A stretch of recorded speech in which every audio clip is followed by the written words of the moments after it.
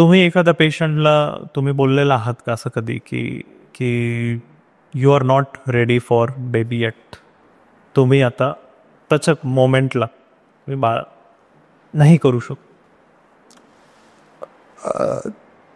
असं त्या मोमेंटला नाही, असं कधी नसतं, कधी अशी सिच्युएशन नसते. पण अशा काही पेशंट्स असतात, अशी काही तिच्यात काही प्रॉब्लेम्स असतात की आम्हाला तिला सांगायला तुला बाळ होऊ शकत नाही. फॉर एक्झाम्पल, एखादी स्त्री असेल, तिला कंजेनायटल युट्रस ॲब्सेंट असेल किंवा कंजेनायटल युट्रस डिफेक्टिव्ह असेल आणि त्याच्यात गर्भ हा वाढूच शकत नाही, तर तिला आम्हाला सांगावं लागतं. डिफिकल्ट असतं ते सांगणं, आणि तिला आम्ही सांगतो तसं की तुला नाही होऊ शकत, तुला सरोगसी करावं लागेल. दुसरं फक्त आम्ही सांगतो का एक 6 महिने वर्षभर पोस्टपोन कर.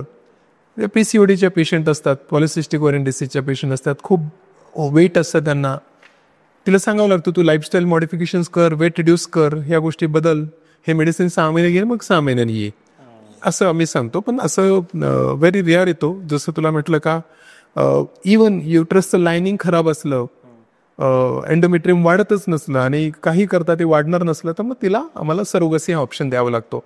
पण मला माझं जेनेटिक बाळ हवं किंवा मला माझ्या पोटात बाळ हवं, याच्यासाठी आता टेक्नॉलॉजी एवढी छान आलेली आहे की जसं तुला म्हटलं एग्स नसते ते एग्स घेऊ शकतात लिगली तुम्ही, स्पर्म नसते तर स्पर्म्स घेऊ शकता, एग्स आणि स्पर्म नसले तर तुम्ही इव्हन डायरेक्टली तुम्ही एम्ब्रियोज घेऊ शकतात, आणि गर्भपिशवी खराब असली तर तुम्ही युट्रस पण म्हणजे सरोगसीमध्ये बेबी वाढवू शकता. सो एनी वेज टेक्नॉलॉजीने तुम्हाला बाळ मिळू शकतं.